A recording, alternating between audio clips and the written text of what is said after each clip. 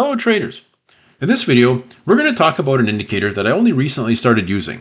By recently, probably last 6 or 9 months or so. It was brought to my attention by a fellow trader, and at first I was kind of skeptical, but after trying it out, it's pretty incredible how accurate it is if you use it in the right situations or in the right scenarios. And that is the anchored VWAP. So, what is the anchored VWAP? Well, stick around after the intro, and we'll go over all the details.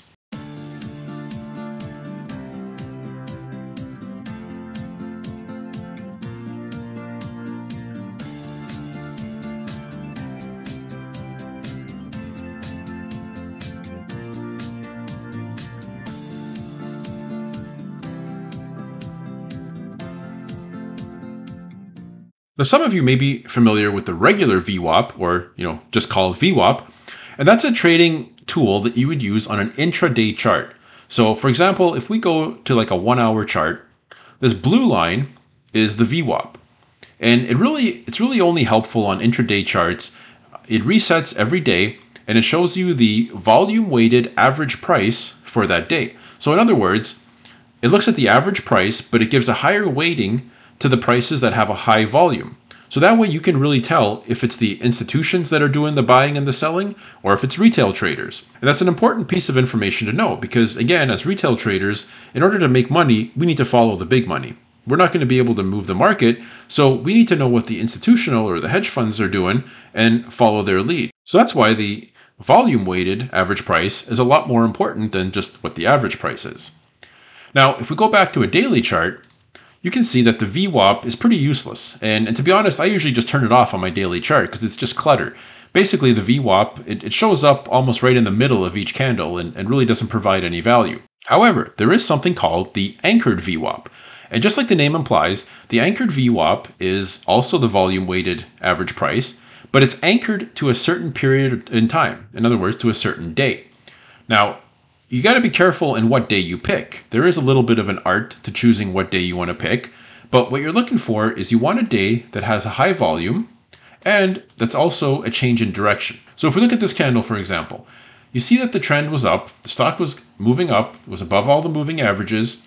Then you have this day where there's high volume, almost double the average volume. We get a big move up, way outside the Bollinger Bands, but by the end of the day, the sellers had come in, pushed the price all the way down. We basically have a bearish engulfing candle with high volume. So that's the type of day that you want to look for a reversal and then anchor your VWAP to that day. Now, let me show you first how to even put this study on your chart. It's really simple. If you're in Thinkorswim, you just click on the Studies tab. You would type in anchored VWAP up in the search bar, and just like this, the way it's written here. And when you find it, click on it. This tab will light up, you hit add selected, and it'll put it over into your list of studies. Now, real quick, we can just look at some of the settings. So I don't use the upper and lower bands. Again, I think it's just too much clutter on my chart. So as you can see, the upper band, it's not plotted. Lower band, it's not plotted. The only thing I plot is the actual VWAP itself, and I plot that in yellow. So whatever you have, whatever numbers you have in here, this is just, if you are using the upper and lower bands, it tells it how many standard deviations from the VWAP to plot it. But if you're not using it like me, then it really doesn't matter what number you have in there. Now your begin date is your anchor date. You can just type that in, or you can click on this calendar and select the date from the calendar. So after you select the date, the only thing you really need to do is choose your color. Now I like to have my width as a 1. Just because I don't really want this thing to stand out, and you'll see why here in a few minutes. I have this on there. It's more like a secondary indicator that I occasionally look at. But just for the purposes of this video, I'm going to bump it up to a 3, just so it's easier to see, so you can really tell what we're looking at for the anchored VWAP. Okay, then you hit OK. You hit apply, hit OK again, and now we have our anchored VWAP.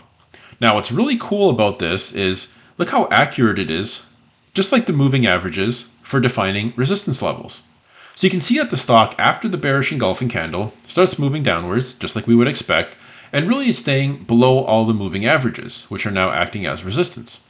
However, once it gets above the moving averages, some traders might think, hey, we're in the clear, and look at this as a buy point, not realizing that we are still below the volume-weighted average price. So you can see on the first attempt, it tries several times to get above, keeps getting rejected, and finally pulls back down again.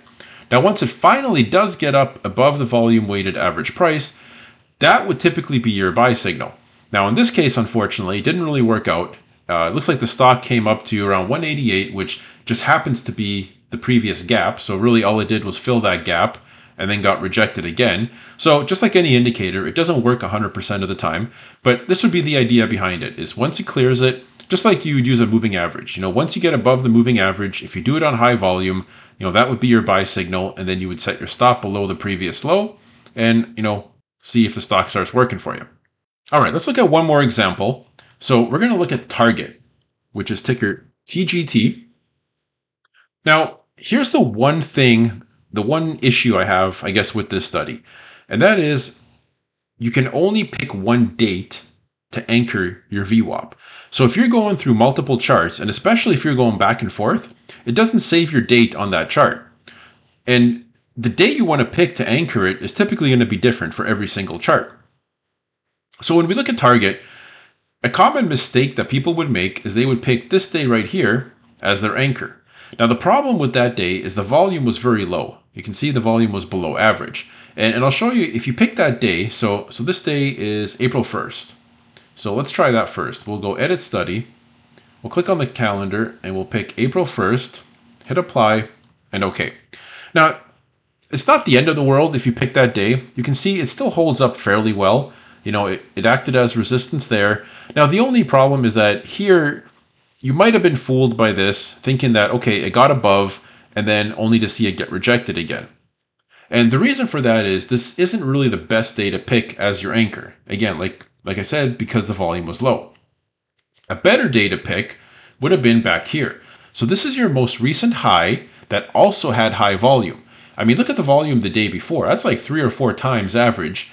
And then even this day, another big gap up on like double the average volume. And then your reversal, your bearish engulfing candle the next day.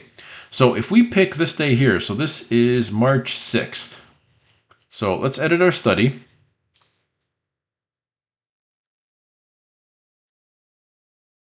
And we will select March 6th, hit Apply, and OK. And look at this. Like, the accuracy is incredible. It basically works just like the moving averages. And so let's zoom in on this area here. You can see, so after it breaks down below the VWAP, below the moving averages, first the moving averages act as resistance, which is typical. Then you finally get a move up.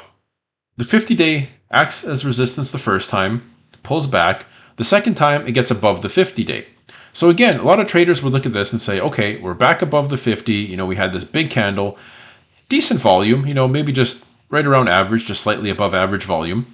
So if you just looked at this and didn't have your VWAP plotted, you would think that this would be your buy signal. And it could end up working out to be that way.